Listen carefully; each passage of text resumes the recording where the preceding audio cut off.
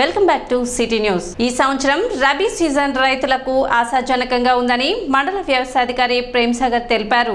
తెనాలి మండల పరిధిలో మొక్కజొన్న, జొన్న, పెసర, మినుము పంటలు సుమారు 15,000 హెక్టార్లలో సాగు చేయడం జరిగిందని, 4 పంటలు ఆశాజనకంగా దిగుబడులు వచ్చాయని తెలిపారు.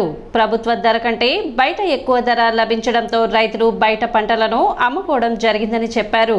రబీ పంటలకు ఇరిగేషన్ అధికారులు నీరు ఇవ్వలేమని చెప్పిన రైతులు సమర్థవంతంగా పంటలను సాగు చేసి మంచి దిగుబడులు సాధించారని వారికి అభినందనలు తెలిపారు. మన మండలంలో రబీ సీజన్లో మొక్కజొన్న, జొన్న, మినుము, పెసర పంటలు వేశారు. దాదాపు 15,000 పైచిలకు ఎకరాలు పంటలు వేశారు. దేవుడి దయల్ల పంట దిగుబడి ఆశాజనకంగా 4 పంటలు ఆశాజనకంగా ఉన్నది. బయట మార్కెట్ రేటు మా గవర్నమెంట్ రేటు కంటే కొంచెం ఒక 10 రూపాయలు పెచ్చుగా ఉన్నది. రైతులందరూ ధాన్యాన్ని అమ్ముకున్నారు, కొంతమంది ఉంచుకున్నారు, ఇంకా ఎక్కువ రేటు వస్తుందని. సో ఈ రబీ మనకు ఆశాజనకంగా ఉన్నది. మేము రైతులకి ఇరిగేషన్ వారు వాటర్ ఇవ్వరు అన్నీ చెప్పినా కూడా రైతులు మొక్కజొన్న, జొన్న పంటలు వేసి సమర్థవంతంగా దిగుబడి సాధించారు. రైతులకు అభినందనలు తెలుపుతున్నాను.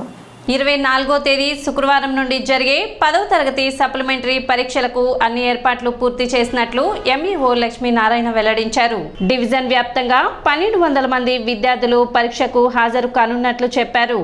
తెనాలిలో 4 సెంటర్ ఏర్పాట్లు చేసినట్లు వెల్లడించారు.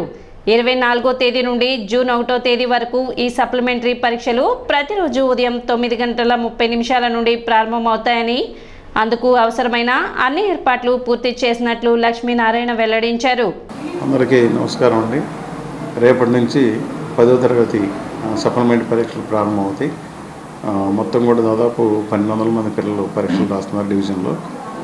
రేపటి నుంచి 24వ తారీఖు నుంచి 9:30 గంటలకి ఎగ్జామ్స్ ప్రారంభమవుతాయి. 1వ తారీఖు దాకా ఎగ్జామ్స్ జరుగుతాయి. తెనాలిలో 4 సెంటర్లు ఎగ్జామినేషన్ సెంటర్లు ఉన్నాయి. దానికి సంబంధించినటువంటి ఏర్పాట్లు, ఇన్విజిలేటర్స్, చీఫ్ డిపార్ట్మెంట్లు, పేపర్ డిపాజిటింగ్ కూడా అయ్యింది. కాబట్టి ఎవరైతే 10వ తరగతి తప్పినటువంటి పిల్లలు ఉంటారో వాళ్ళందరినీ కూడా పరీక్షలు రాయడానికి పంపించవలసిందిగా పేరెంట్స్ని, అదేవిధంగా ప్రధానోపాధ్యాయులందరినీ కూడా కోరడం జరుగుతుంది. వేసవిలో భూమి దుక్కి దున్నుకోవడం ద్వారా భూమిలో సారవంతం పెరుగుతుందని మండల వ్యవసాయాధికారి ప్రేమ్సాగర్ వెల్లడించారు. వేసవిలో దుక్కు దున్నుకోవడం వలన భూమిలో ఉన్న కలుపు మరియు పురుగుల లావా బయటకు వచ్చి ఎండిపోతాయని, ఈ విధంగా వేసవిలో దుక్కి దున్నుకోవడం వలన రైతులకు మేలు జరుగుతుందని చెప్పారు. అదేవిధంగా పచ్చరొట్టె విత్తనాలు సాగు చేయడం ద్వారా కూడా భూమి సారవంతం పెరుగుతుందని, ఇప్పటికే ఆర్బీకేల ద్వారా 50% రాయితీలతో రైతులకు పచ్చిరొట్ట, జిలుగు, పిల్లి పెసర విత్తనాలను అందించడం జరిగిందని, ఇంకా కొంతమంది రైతులు విత్తనాలు కావాలని కోరారని, ప్రభుత్వం దృష్టికి పంపి వాటిని వీలైనంత త్వరగా రైతులకు అందించడం జరుగుతుందని తెలిపారు. ఈ వేసవి కాలంలో చేయాల్సిన పనులు మొట్టమొదటిగా వేసవి దుక్కులు చేసుకునవలను. వేసవి దుక్కులు చేసుకున్నందువల్ల భూమిలో ఉన్న కలుపు విత్తనములు పైకి వచ్చి అవి ఎండిపోతాయి. తర్వాత భూమిలో ఉన్న పురుగుల లార్వా పీపేలు బయటకు వచ్చి అవి పక్షులు తిని అయిపోతాయి. తర్వాత భూమి లూజ్ అంటే కదిలింపబడి లోపల ఉన్న మైక్రోన్యూట్రియంట్ సూక్ష్మ పోషకాలు బయటకు వచ్చి మొక్కకు అందించే దశలో ఉంటాయి. ఈ విధంగా వేసవి దుక్కులు చేసుకోవడం వల్ల రైతుకు ఎంతైనా లాభం అని తెలుపుతున్నాను. మా రైతు భరోసా కేంద్రాల ద్వారా 50% పచ్చరొట్టె విత్తనాలు రాయితీపై ఇచ్చాము. అవన్నీ తీసుకున్నారు. ఇంకా కావాలని కొంతమంది రైతులు అడిగితే ఇండెంట్ పెట్టినాము. అవి గవర్నమెంట్ వారికి పంపినాము. అవి కూడా వస్తే 50% రాయితీపై ఇస్తాము. కాబట్టి ఈ పచ్చరొట్టె విత్తనాలు వేసుకోవడం వల్ల కూడా భూసారం పెరుగుతుంది. అదనంగా మనం వేసే ఎరువులకు కాకుండా నత్రజని, భాస్వరం, పొటాషు ఈ పచ్చరొట్టె విత్తనాల్లో అందుతుంది. కాబట్టి మీరందరూ సాధ్యమైనంత వరకు జీలుగా, జనుమ, పిల్లి పెసర విత్తనాలను ఈ సమ్మర్ సీజన్లో, వేసవి కాలంలో సాగు చేయవలసిందిగా రైతు సోదరులను కోరుకుంటున్నాం. తెనాలి రూరల్ మండలం కొలకలూరు గ్రామంలో యువకుడిపై కత్తులతో, రాడ్డులతో దాడి చేసిన ఘటన గురువారం చోటు చేసుకుంది. బాధితుడు తెలిపిన వివరాల ప్రకారం గ్రామానికి చెందిన ఉన్నం అరుణ్ కుమార్ హైకోర్టు న్యాయవాది వద్ద గుమస్తాగా పనిచేస్తాడు. గత మార్చి నెలలో విధులు ముగించుకొని ఇంటికి తిరిగి వచ్చే సమయంలో కాజీపేట వద్ద నిందితులు అరుణ్ కుమార్ బైక్ని యాక్సిడెంట్కి గురి చేశారు. ఆ రోజు పెద్దల సమక్షంలో రాజీ మాట్లాడారు. ఆ రోజు నుంచి ఎదురు చూస్తున్న నిందితులు గురువారం కాజీపేట వద్దన్న పెట్రోల్ బంక్ వద్ద పెట్రోల్ కొట్టించుకుంటున్న అరుణ్ కుమార్తో గొడవ పెట్టుకొని కులం పేరుతో దూషించి వారి వద్ద ఉన్న మారణాయుధాలతో అరుణ్ కుమార్తో పాటు ఉన్నం గోపి, కూచిపూడి కిరణ్లపై కత్తులతో దాడి చేశారు. బాధితుడు అరుణ్ కుమార్ తెనాలి జిల్లా వైద్యశాలలో చికిత్స పొందుతున్నారు. వారి వద్ద నుంచి ప్రాణహాని ఉందని, నాకు రక్షణ కల్పించాలి, గతంలో బైక్ యాక్సిడెంట్కు గురి చేసి దుర్భాషలాడారు. పెద్దల సమక్షంలో రాజీ మాట్లాడారు. అప్పటి నుంచి నాపై పగతో రగిలిపోతున్నారని, చంపాలన్న ఉద్దేశంతోనే నాపై దాడి చేశారని ఉన్నం అరుణ్ కుమార్ తెలిపారు.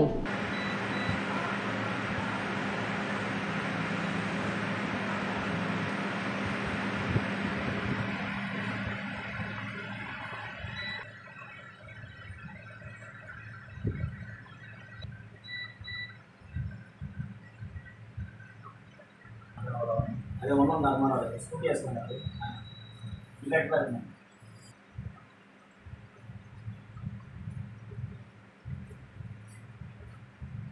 నా పేరు అరుణ్ కుమార్.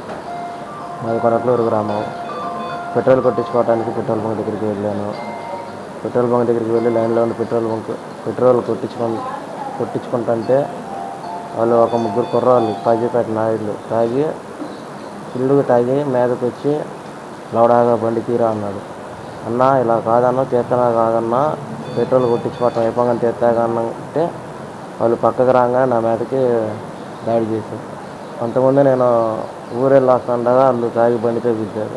రూరల్ మండలం బుర్రిపాలెంలో శ్రీ లక్ష్మీ నరసింహస్వామి కళ్యాణ మహోత్సవం ఘనంగా నిర్వహించారు.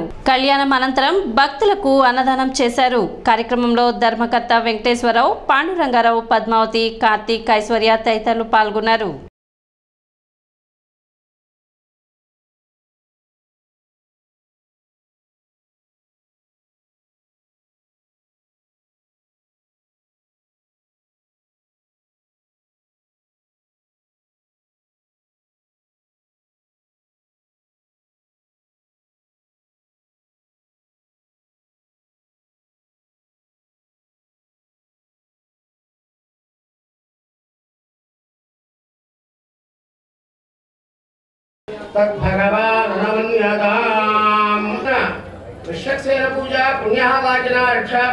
మన బుర్రిపాలెం గ్రామంలో కొంగు బంగారమై వెలిసినటువంటి లక్ష్మీ నరసింహస్వామివారి దేవస్థానంలో స్వామివారు స్వయంభూగా వెలిసి ఉన్నారు.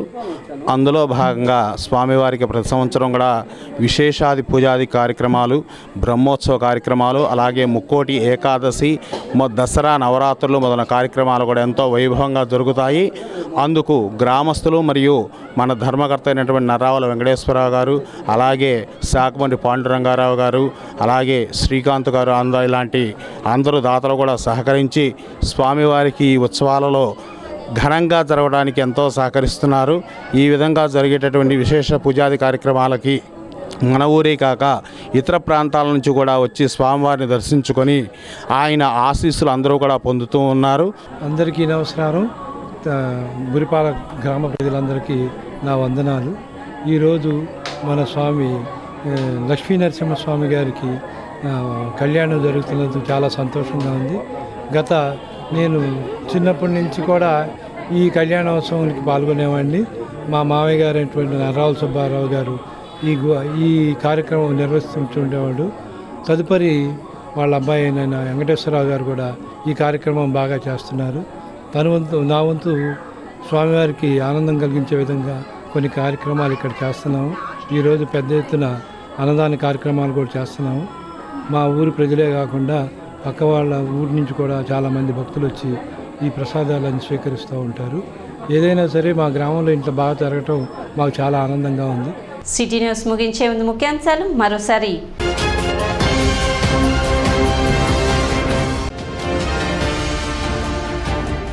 శుక్రవారం నుండి జరిగే 10వ తరగతి సప్లిమెంటరీ పరీక్షలకు అన్ని ఏర్పాట్లు పూర్తి చేసినట్లు వెల్లడించిన ఎంఈఓ లక్ష్మీనారాయణ.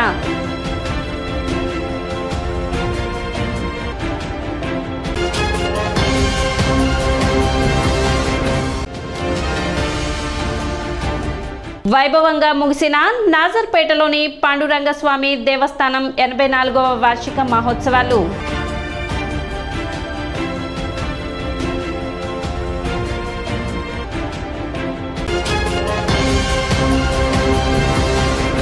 సిటీ న్యూస్ ఇంతటితో సమాప్తం. నమస్కారం.